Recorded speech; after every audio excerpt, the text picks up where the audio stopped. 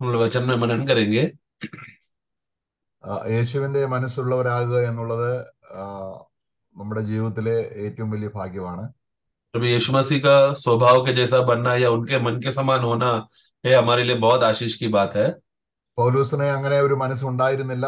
എന്നാല് താനെ ആ, പക്വത പ്രാപിച്ചപ്പോൾ, തികഞ്ഞവനായി, ക്രിസ്തുവിൽ തികഞ്ഞവനായപ്പോൾ ആ ഒരു നിലയിൽ എത്തിച്ചേർന്നു. तो पौलुस आरंभ में इस रीति में नहीं था, लेकिन जैसा जैसा वो प्रभु में बढ़ता रहा, वचन में बढ़ता रहा, आखिरी में हम देखते हैं कि उसके अंदर ऐसा आग्रह फिर आने लगा कि मुझे मसीह के समान बनना है, उसका स्वभाव में बनना है। शुरुआत में वैसा नहीं था। യേശുവിനെ സംബന്ധിച്ചിടത്തോളം ദിനംതോറും ഒരു രൂപാന്തരം വന്ന് രൂപാന്തരപ്പെട്ട് പക്വതയിൽ എത്തിയതല്ല. യേശുവിന്റെ മനസ്സ് ആദ്യം മുതലേ തന്നെ ഒന്ന് തന്നെയായിരുന്നു. परंतु यीशु मसीह का मन वैसा नहीं है कि पहला उनको थोड़ा ही ज्ञान था, फिर धीरे धीरे रूपांतर होकर बढ़ते बढ़ते करते फिर पूर्णता में, ऐसा ऐसा नहीं है यीशु मसीह के विषय में। वो तो जन्म से ही पूर्ण और सिद्धता में है। പാപം എന്തെന്ന് അവൻ അറിയില്ല, आप क्या है वो नहीं जानता, നീതി മാത്രമേ അറിയുള്ളൂ. धार्मिकता की बातें ही जानता है। എന്നാൽ നമ്മൾ അങ്ങനല്ല. परंतु हम वैसे नहीं है। നീതി എന്തെന്ന് അറിയത്തില്ല, പാപം മാത്രമേ അറിയത്തുള്ളൂ. धार्मिकता क्या है हम नहीं जानते, पाप क्या है, कैसा करना है वो हम जानते हैं। ഇപ്പം പൗലൂസ് പക്വത പ്രാപിച്ചപ്പോൾ റോമർക്ക് ലേഖനം എഴുതുമ്പോൾ, റോമർ ലേഖന അവസാനം അതിന്റെ 16 അധ്യായം 19 വാക്യത്തിൽ പൗലൂസ് ഒരു ഉപദേശം കൊടുക്കുന്നുണ്ട്. पौलुस जब सिद्धता में बढ़ता रहा, तो वो रोमियो का पुस्तक में आखिरी समय में उसका 16 अध्याय में इस रीति से कहता है। അവിടെ റോമയിലുള്ള വിശ്വാസികള് ഏകദേശമൊക്കെ ആത്മീയമായി സന്തോഷം അനുഭവിക്കുന്നവരൊക്കെ ആയിരുന്നു. रोमियो का मंडली का खलीशा के लोगों का खासियत क्या था कि वो लोग ऑलरेडी आत्मिक मैच्योरिटी और सिद्धता में वो लोग बढ़ रहे थे। എങ്കിലും പൗലൂസ് പിന്നെയും അവിടെ അതിന്റെ 19 വാക്യം വായിക്കാം. परंतु 19वां वाक्य जब पढ़ते समय में पौलुस वहां पर रोमियो के लोगों को एक बात कहता है। 19 पढ़ना। तुम्हारी आज्ञा मानने की चर्चा सब लोगों में फैल गई है, इसलिए मैं तुम्हारे विषय में आनंद करता हूँ। परंतु मैं यह चाहता हूँ कि तुम भलाई के लिए बुद्धिमान, परंतु बुराई के लिए भूले बने रहो। അപ്പൊ യേശുവിന്റെ മനസ്സ് പോലെ ആ പൂർണ്ണതയിൽ അവരെത്തിയില്ല. അവർക്ക് സന്തോഷമുണ്ട്, അവർക്ക് വിശ്വാസമുണ്ട്, അനുസരണമുണ്ട്. അതൊക്കെ ക്രിസ്ത്യ ജീവിതത്തിന്റെ ഹൈ ക്വാളിറ്റിയാണ്. അപ്പോഴും പൗലോസ് പറയാണ്, നിങ്ങള് തിന്മയോടുള്ള ബന്ധത്തിൽ നിങ്ങൾ ആരായിരിക്കണം? നിങ്ങള് അജ്ഞാനികളായിരിക്കണം. നന്മയോടുള്ള ബന്ധത്തിൽ, അതാണ് ആ വാക്യോടെ പറയുക. നമ്മുടെ അദ്ദേഹം ആഗ്രഹിക്കുകയാണ് നന്മയ്ക്ക് ജ്ഞാനികളും തിന്മയ്ക്ക് അജ്ഞാന്മാരും. അതാണ് യേശുവിന്റെ മനസ്സ്. യേശുവിന്റെ മനസ്സ് എന്നുള്ള തിന്മ എന്തെന്ന് അവൻ അറിയത്തില്ല, നന്മ മാത്രമേ അറിയത്തുള്ളൂ. तो पौलो यहाँ पर रोमियो के मंडली के कलीसिया के लोगों का, विश्वासी लोगों का वो स्वभाव तो बहुत अच्छा था। आज्ञा मानने के विषय में उनका चर्चा पूरा जगह पर फैला हुआ था, और उस विषय में पौलुस बहुत खुश भी है, आनंद भी करता है। लेकिन तो भी वो लोग मसीह के रूप के पूर्णता में वो लोग आए नहीं थे। वो बात को पूर्णता में आने के लिए पौलुस वहां पर कहता है कि परंतु मैं एक बात चाहता हूं। तो पौलुस जो ये कौन सा बात चाहत रखता है कि वो लोग मसीह के रूप में एक बात में बदले, कि उस रूप का मुकाम में पहुंचे।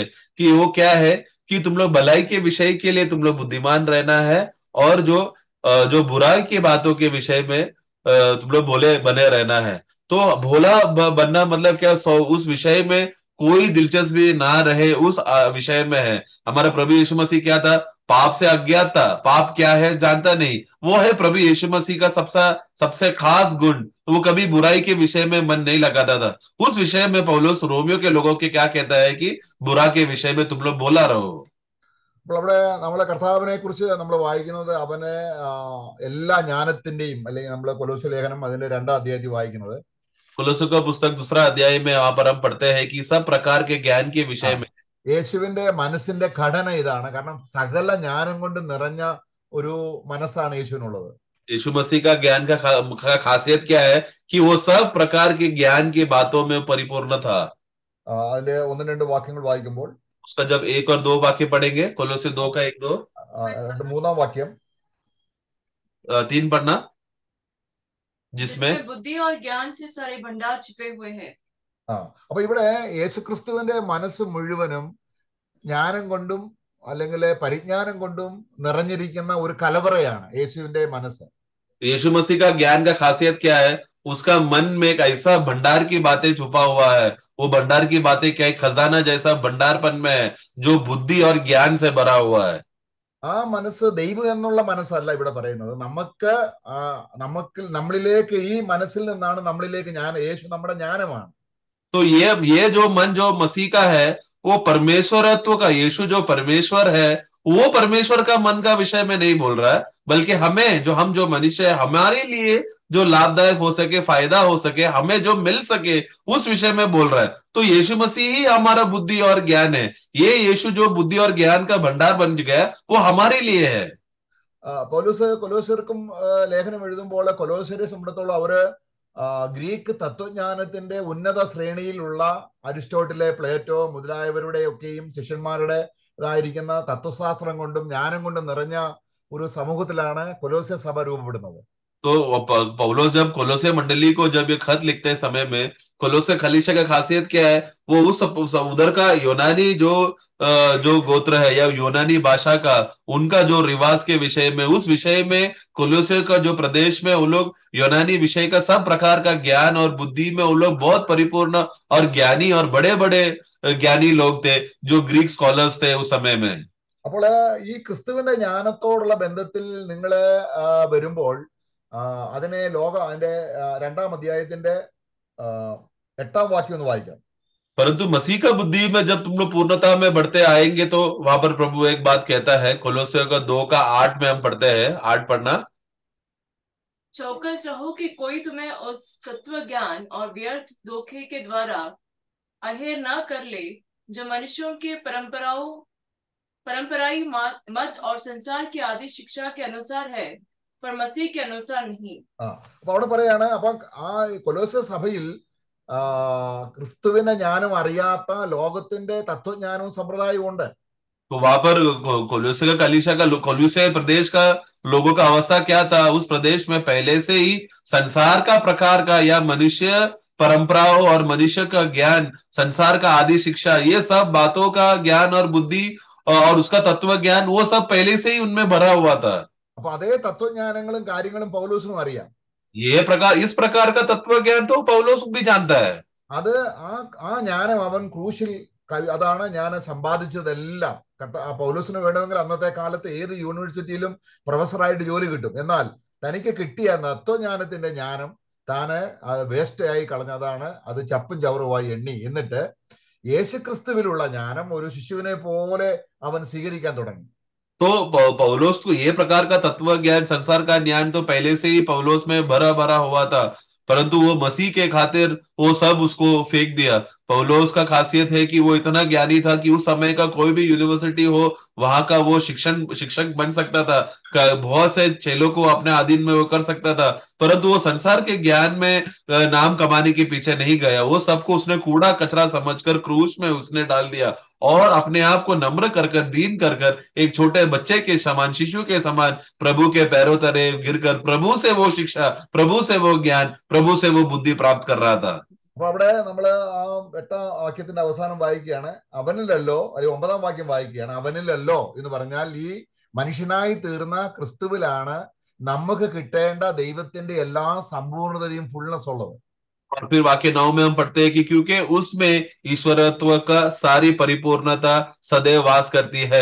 तो उसमें मतलब कि इसमें यीशु मसीह जो मनुष्य बनकर आया और हम मनुष्यों को जो बातें देने का विषय का बातें है, वो बातों का सभी प्रकार का परिपूर्णता जो ईश्वरत्व में है, वो यीशु मसीह का मनुष्यत्व के रूप में, मनुष्यत्व में है, जो हमें वो देगा, जो सदा उसी में है, वास करता है।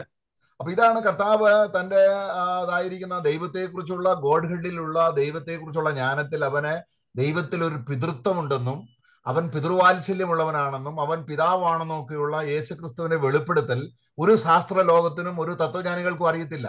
तो ईश्वरत्व का जो सारा ज्ञान का परिपूर्णता जो बात छुपा हुआ है, वो क्या था कि यीशु मसीह हमें स्वर्गीय परमेश्वर जो हमारा पिता है, उस पिता के साथ हमारे पहचान का ज्ञान में हमें बढ़ाने के लिए जो यीशु मसीह जो जीवन हमको देता है, वो जीवन का बातें पौलोस समझ गया कि यीशु मसीह चाहता है कि हम लोग स्वर्गीय परमेश्वर जो हमारा पिता है, इस तरह एक पिता पुत्र रिश्ता का बंधन में लाने का विषय का ज्ञान, ये दुनिया का कोई भी तत्व ज्ञान, दुनिया का कोई भी ज्ञानी को समझ में नहीं आया, लेकिन पौलोस को वो भेद समझा। അപ്പം പൗലോസിന് ക്രിസ്തുവിൽ നിന്ന് മനസ്സിലായി ഈ സഭ എന്നുള്ള മർമ്മം ലോകസ്ഥാപനത്തിന് മുൻപേ, ടൈം ഫ്രെയിമിന് മുമ്പേ ദൈവം തന്റെ ഹൃദയത്തിൽ ഗുപ്തമായി വെച്ചിരിക്കുന്നത് മർമ്മമായി പൗലോസിന് ജ്ഞാനമായി ക്രിസ്തുവിലൂടെ കിട്ടുകയാണ്. അതാണ് എഫേസ്യ ലേഖനത്തിൽ വായിക്കുന്നത്. ആ ജ്ഞാനം അവിടെ 3-ാം അധ്യായത്തിൽ വായിക്കുന്നുണ്ട്. तो इसके लिए पौलुस को ये प्रभु का इस बुद्धि के विषय में, इस ज्ञान के विषय में, कलीसिया का जो मूल्यता है, कलीसिया कितना श्रेष्ठ है, संसार से अलग है, प्रभु ने जो कलीसिया के लिए बनाया रखा है, जो ज्ञान और बुद्धि दिया है वो सनातन से है, संसार के निर्माण के पहले, समय से पहले, ये सब का ज्ञान का बुद्धि का विषय पौलुस को भेद के विषय में, मर्म के विषय में वो समझा, जो एफेसुस की पुस्तक में वो कहता है. അത് അതിന്റെ 3-4 മുതൽ നിങ്ങളത് വായിച്ചാൽ ക്രിസ്തുവിനെ സംബന്ധിച്ചുള്ള മർമ്മം, അവിടെ ആ മർമ്മം എന്ന് പറയുന്നത് ആർക്കും വെളിപ്പെടാതിരുന്ന ഒരു മാർമികമായ ജ്ഞാനത്തെ കുറിച്ചാണ്. तो वहां पर देखो, उस विषय में अगर हम पढ़ेंगे तो वहां पर लिखा है 3-4 में एफिसियों कि मसीह के वह भेद. तो ये कौन सा भेद है? ये भेद कोई भी इस विषय में समझ नहीं सकता था, जो प्रभु ने उसको प्रकट करके दिया. എന്നാൽ അത് ഇപ്പോൾ ആ ക്രിസ്തുവിൽ ഗുപ്തമായിരുന്ന അല്ലെങ്കിൽ ത്രിയേക ദൈവത്തിലുള്ള ആ ജ്ഞാനം ഒരു മനുഷ്യനിൽ വന്നിട്ട് അല്ലെങ്കിൽ ക്രിസ്തുവിനിൽ വന്നിട്ട് ആ ക്രിസ്തുവിൽ നിന്നും നമുക്ക് പൗലോസിനെ പ്രകാശിപ്പിച്ചതാണ്. ഈ സഭ എന്താണ്, ലോകത്തിന്റെ അന്ത്യം എന്താണ്, എല്ലാ മിസ്റ്ററീസും ക്രിസ്തു മുഖാന്തരം അപ്പോസ്തലന്മാർക്കും പ്രവാചകന്മാർക്കും വെളിപ്പെട്ട് ഇന്ന് നമ്മുടേതായിരിക്കുന്ന ഹൃദയത്തിൽ ആ യേശുവിന്റെ അതേ ജ്ഞാനം നിറഞ്ഞ മനസ്സുള്ളവരായി തീരാൻ ദൈവം നമുക്ക് കൃപ തന്നിരിക്കുകയാണ്. तो त्रिएक परमेश्वर का ये भेद का ये ज्ञान, त्रिएक परमेश्वर का ये गुप्त में छुपा हुआ वो ज्ञान और बुद्धि और वो समझ की बातें जो कोई मनुष्य उसे समझ नहीं सकता, ईश्वरत्व में छुपा हुआ वो बातों को यीशु मसीह क्या किया, मनुष्य रूप धारण लेकर आकर परमेश्वर का पूर्णता बनकर आया, उसके विषय में वो क्या क्या बातें हैं, पौलुस को वो बात समझ में आया. तो प्रभु ने ये बातों को, ईश्वरत्व का जो भी ज्ञान है, परमेश्वरत्व का जो भी बुद्धि और ज्ञान का समझ की बातें उस समय में प्रेरितों को और भविष्यवक्ताओं को देकर और आज प्रभु के दया से हमारे अंदर भी उसी आत्मा में उस ज्ञान को समझने के विषय में प्रभु ने हमको सामर्थ दिया है. 3-ാം അധ്യായത്തിന്റെ 8-ാം വാക്യത്തിൽ വായിക്കുകയാണ്. 3:8 में हम पढ़ते हैं, ക്രിസ്തുവിന്റെ അപ്രമേയ ധനം. वहां पर हम देखते हैं कि मसीह का अगम्य धन. അതാണ്. അത് ഏത് ശാസ്ത്രജ്ഞനും ഏത് തത്വശാസ്ത്രജ്ഞനും ഏത് തത്വജ്ഞാനിക്കും, പ്ലേറ്റോയോ അല്ലെങ്കിൽ നമ്മുടെ രവീന്ദ്രനാഥ് ടാഗോറോ, ലോകത്തിലുള്ള ഒരു തത്വജ്ഞാനികൾക്കും കണ്ടെത്താൻ കഴിയാത്ത അതിവിശിഷ്ടമായ സ്വർഗത്തിൽ നിന്ന് വന്ന ആ ജ്ഞാനമാണ് ഇവിടെ പൗലോസ് വളരെ മർമ്മമായിട്ട് സ്വർഗത്തിലുള്ളവർക്ക് പോലും പ്രകാശിപ്പിക്കാനായിട്ട് തനിക്ക് ഭാഗ്യം ലഭിച്ചതായിട്ട് പറയുന്നത്. तो ये बुद्धि एक ऐसा बुद्धि है, ये ज्ञान एक ऐसा ज्ञान है, ये एक समझ ऐसा समझ है जो इस संसार का कोई भी प्रकार का बुद्धिमान क्यों ना हो, ज्ञानी क्यों ना हो, वेद पंडित क्यों ना हो, शास्त्री क्यों ना हो, उन लोगों को ये बात ना समझ में आते हुए प्रभु ने उसको, प्रभु के दया के द्वारा पौलुस को वो बात का भेद को प्रकट किया. और ये ज्ञान का श्रेष्ठता इतना है कि स्वर्गीय जीवियों को भी इसके बारे में नहीं पता, लेकिन प्रभु ने पौलुस को वो अनुग्रह दिया कि वो बात समझे ताकि उसके द्वारा हम लोग समझ सके.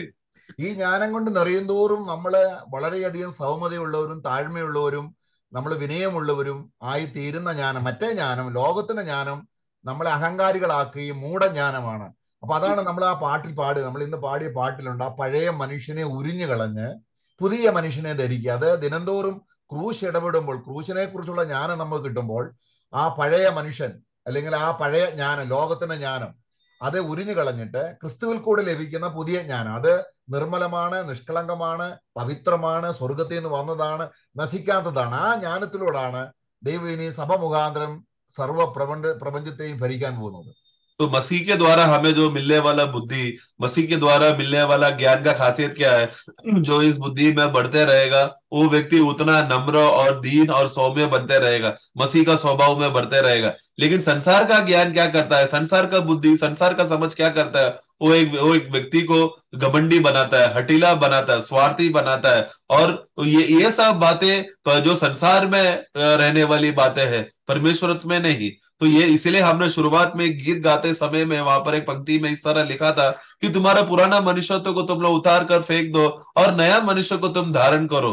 नया मनुष्य में मसीह का ज्ञान छुपा हुआ है जो हमें नम्र और दीन बनाता है और उसी स्वभाव में चलाता है. उस स्वभाव में ये एकदम प्रेम सा है, मिलन सा है, दयालु है, जो स्वर्ग से आया हुआ इस प्रकार का बुद्धि से प्रभु हमें भरना चाहता है.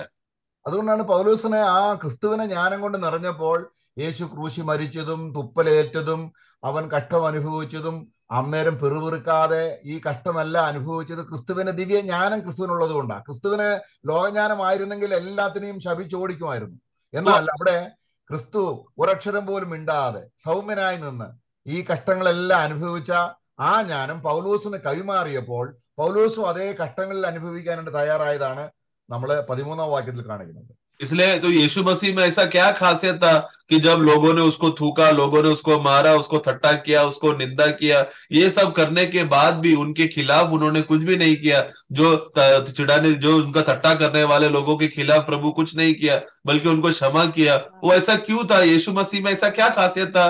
क्योंकि यीशु मसीह स्वर्गीय ज्ञान से भरा हुआ व्यक्ति था। वो जो स्वर्गीय जीवन जीने वाला व्यक्ति जो स्वर्गीय ज्ञान से भरा हुआ था, इसलिए उसको ये सब करने हो पाया। अगर यीशु मसीह में जगत का बुद्धि होता, संसार का समझ और बुद्धि होता, तो वो झगड़ा करता, उनके विरुद्ध बोलता, सेना को बेचकर उन सबको खत्म करने देखता। लेकिन हमारा प्रभु का खासियत यह है कि वो स्वर्गीय ज्ञान से भरा हुआ था। ये स्वर्गीय ज्ञान को यीशु मसीह ने पौलुस को बांटा। पौलुस को जब ये ज्ञान मिला, जो प्रभु का ये ईश्वरीय ज्ञान है, वो तुरंत नम्र हुआ। उस नम्रता में वो पौलुस भी दुनिया में कष्ट सहने के लिए, जैसा यीशु मसीह कष्ट सहकर जिया, उसी तरह पौलुस का भी मन उसी रीति से आया। जो इसके लिए जो हम देखते हैं कि 13 वाक्य में वो कहता है कि इस रीति में वो तुम भी क्लेश सहो करके पौलुस वहां पर 13 वाक्य में कहता है। നമ്മുടെ ജ്ഞാനം എന്താണ്? हमारा ज्ञान क्या है? നമുക്ക് ആരെങ്കിലും നമ്മളെ ബഹുമാനിക്കുന്നില്ല എന്ന് കണ്ടാൽ, ആരെങ്കിലും നമുക്കെതിരും സംസാരിച്ചാൽ, പിന്നെ എല്ലാം മുഖം വാടി നമ്മൾ അവർക്കെതിരെയാകുന്നു, അന്യോന്യം പിറുപിറുക്കുക, അന്യോന്യം ദേഷിക്കുക, ഇങ്ങനെയുള്ള ആ ജ്ഞാനം അത് പൈശാചികമാണ്, ഇവളാണ്. അതിനെ ചോർത്തിക്കളഞ്ഞിട്ട്, അതിനെ ക്രൂശിൽ കംപ്ലീറ്റ് ഓരോ ദിവസവും കളഞ്ഞിട്ട് യേശുവിന്റെ മനസ്സ് പോലെ ജ്ഞാനമുള്ളവരായി തീരുക എന്നുള്ളതാണ്. ദൈവപുത്രന്മാരായിട്ട് അന്തസ്സുള്ളവരായി, അല്ലെങ്കിൽ ശത്രുക്കളെ വരെയും കണ്ടോ, ദൈവം നമ്മളെ തന്റെ പുത്രനെ ക്രൂശിച്ചവരെ സ്വന്തം മകനായി സ്വീകരിക്കുന്ന ദൈവത്തിന്റെ ജ്ഞാനത്തിൽപ്പെട്ട അനുഗ്രഹിക്കപ്പെട്ട ക്രൂശിന്റെ മർമ്മം പ്രകാശിപ്പിക്കുവാൻ നമ്മളോട് ദൈവത്തിന് കരുണ തോന്നി. അതാണ് യേശുവിന്റെ മനസ്സുള്ളവരായിരിക്കുക എന്നുള്ളത് കൊണ്ടൊക്കെ നമ്മൾ അർത്ഥമാക്കേണ്ടത്. लेकिन हमारा स्वाभाविक रीति से हमारा मन कैसा है, हमारा बुद्धि, हमारा समझ कैसा है? कोई हमारी तारीफ नहीं करेगा, कोई हमारे बारे में अच्छा नहीं बोलेगा तो तुरंत हम उनसे गुस्सा हो जाते हैं, हम उनसे रूठ जाते हैं, फिर उनके पीछे हम लोग उनका बुरा भला बोलते हैं, फिर हम लोग झगड़ा करते हैं, गाली देते हैं। ये सब हमारा ज्ञान और बुद्धि का अवस्था है। ये सब कहाँ से आता है? ये सब पृथ्वी का है, भूमि का है, शैतानी है, और सब ये सब शैतान की ओर से, दुष्टात्मा के नियंत्रण से होने वाला द्वेष, ईर्ष्या स्वभाव का अवस्था है। लेकिन प्रभु का स्वभाव ऐसा नहीं है। इसलिए प्रभु वचन कहता है कि हमें मसीह का मन के समान होना है, मसीह का स्वभाव में होना है, क्योंकि प्रभु का स्वभाव में हमेशा नम्रता, दीनता और उस तरह का स्वभाव जो ईश्वरीय है और स्वर्गीय स्वभाव का है। അപ്പൊ നമ്മൾ ഇങ്ങനെയുള്ള ഈ മണ്ണുകൊണ്ടുള്ള ഈ പ്രകൃതി, ഇതാണ് നമ്മള് അത് ഓരോ ദിവസവും ഉരിഞ്ഞു കൊടിഞ്ഞു കളഞ്ഞ് സ്വർഗീയന്റെ പ്രതിമ ധരിച്ച്, നമ്മൾ അവന്റെ മനസ്സ് ധരിച്ച്, അവനെ പോലെ ആയി തന്റെ പുത്രന്റെ രൂപത്തോട് അനുരൂപമാകണം. അപ്പൊ നമ്മളിൽ എന്തെങ്കിലും കുറവ് വന്നാൽ തന്നെയും ദൈവം നമ്മളെ കൈവിടുകയല്ല. നമ്മൾ അവന്റെ അടുക്കിലേക്ക് ചിലപ്പോൾ കർത്താവ് പോഷത്വം വന്നുപോയി, ഞാൻ ജഡത്തിലായി പോയി എന്ന് പറഞ്ഞ് കർത്താവിന്റെ അടുക്കിലേക്ക് വരുമ്പോൾ അവൻ നമ്മളെ ധൈര്യപ്പെടുത്തി, നമ്മളെ ഉത്സാഹിപ്പിച്ച്, നമ്മളെ അവനെ തള്ളിക്കളയാതെ ചേർത്ത് മാറോടണച്ച് നമുക്ക് ജീവിക്കാൻ അവന്റെ ജ്ഞാനം തന്ന് നമ്മളെ സഹായിക്കുക. तो हम लोग जो हमारे अंदर जो मिट्टी का स्वभाव है, जो शारीरिक प्रकृति का स्वभाव है, उसको धीरे धीरे करके हमें उतार फेंकना है, और प्रभु का स्वर्गीय स्वभाव, ईश्वरीय स्वभाव, उसको हम लोग धारण करते रहना है। तो हमें इस अवस्था में हम लोग रहते समय में बहुत बार हम लोग गिर सकते हैं, प्रभु का प्रेम से हम लोग गिर सकते हैं, कभी कभी हम लोग शारीरिक हो सकते हैं, आत्मा के अनुसार नहीं चलने का कारण हो सकता है। तो ये सब होने के बावजूद भी प्रभु हमें छोड़ता नहीं, प्रभु हमें त्यागता नहीं। उनका प्रेम सदा हमारे ऊपर स्थिर रहता है, निरंतर हमारे अंदर बना रहता है। ये बात को देखकर चाहे हमारा अवस्था कुछ भी हो जाए, हमेशा प्रभु की ओर ही हमें मन लगाकर आगे की ओर चलना है। ഈ ജ്ഞാനമാണ് സ്വർഗത്തിലെ ദൂതന്മാരെയും അധികാരികളെയും അല്ലെങ്കിൽ സാറാഫുകളെയും കെരൂബുകളെയും എല്ലാവരെയും അടക്കി ഭരിക്കാൻ പോകുന്നത്. ഈ ജ്ഞാനം കൊണ്ടാണ് ഗാന്ധിജിയും ലോകത്തിലുള്ള എല്ലാ ജ്ഞാനികളെയും, നമ്മുടെ ഹൈക്കോർട്ടിലും സുപ്രീം കോടതിയിലെ ജഡ്ജിമാരൊക്കെയും ന്യായം വിധിക്കാൻ പോകുന്നത് ഈ ജ്ഞാനം കൊണ്ടാണ്. और एक दिन ये ज्ञान और बुद्धि का खासियत क्या है? जो विश्वासी लोग यहाँ पर मसीह का इस ज्ञान और बुद्धि में बढ़ जाएगा, एक दिन आगे चलकर वो लोग इसी ज्ञान और बुद्धि और समझ से स्वर्गीय देश में, स्वर्ग में जाकर सभी प्रकार के स्वर्गीय जीवियों के ऊपर और स्वर्गदूतों के ऊपर, सारा केरूब के ऊपर, सबके ऊपर अधिकार करेंगे। उतना ही नहीं, जो दुनिया के जितने बड़े बड़े ज्ञानी लोग थे, बुद्धिमान लोग थे, हाई कोर्ट और सुप्रीम कोर्ट के जज लोग थे, उन सब के ऊपर न्याय करने के लिए, उन सब के ऊपर परमेश्वर का न्याय लाने के विषय के लिए जो हम बैठेंगे सिंहासन पर उनको न्याय करने के लिए, उस समय में भी ईश्वरी बुद्धि और ज्ञान ही वहां पर इस्तेमाल होएगा। അത് സാത്താൻ ഒരിക്കലും മനസ്സിലാകാത്ത ജ്ഞാനമാണിത്, മാർമികമാണിത്, സഭയ്ക്ക് മാത്രമുള്ളതാണ്. ഈ സഭ മുഖാന്തരം സ്വർഗത്തിലുള്ളവർ അറിയും.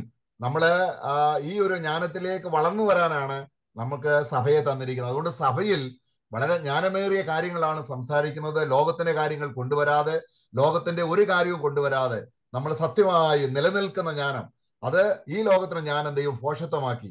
അത് ഈ ലോകത്തിലെ ജ്ഞാനികൾക്ക് അത് മനസ്സിലാക്കാൻ കഴിഞ്ഞില്ല. ഈ ക്രിസ്തു ജ്ഞാനത്തിന്റെ മർമ്മമാണ്. അവനെ തരാൻ നമുക്ക് ദൈവത്തിന് പ്രസാദം തോന്നി. പ്രിയമുള്ളവരെ, നമ്മളെ കർത്താവിന്റെ സന്നിധിയിൽ സഭ എന്ന് പറയുന്നത് ഈ സ്വർഗീയ ജ്ഞാനത്താൽ പണിയപ്പെട്ടവരാണ്. ആ സ്വർഗീയ ജ്ഞാനം അല്പമെങ്കിലും ഉള്ളവരാണ്. നമുക്കത് വർദ്ധിപ്പിക്കാം.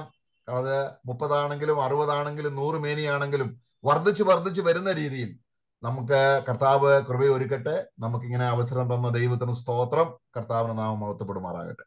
इसके लिए प्रभु ने हमें जो ज्ञान दिया है वो ऐसा श्रेष्ठ ज्ञान है जो शैतान उसको समझ नहीं सकता, क्योंकि ये भेद की बात है, मर्म की बात है। ये सिर्फ कलीसिया में ही प्रकट होने का दिया हुआ ज्ञान है, जो सिर्फ मंडली के लोगों को, नया जन्म पाए हुए लोगों को ही प्रकट होगा। इसलिए प्रभु ने हमको ये मौका दिया है कि हम सब लोग मंडली में इस रीति से संगति करने आते समय में प्रभु का ज्ञान में हम बढ़ते रहे।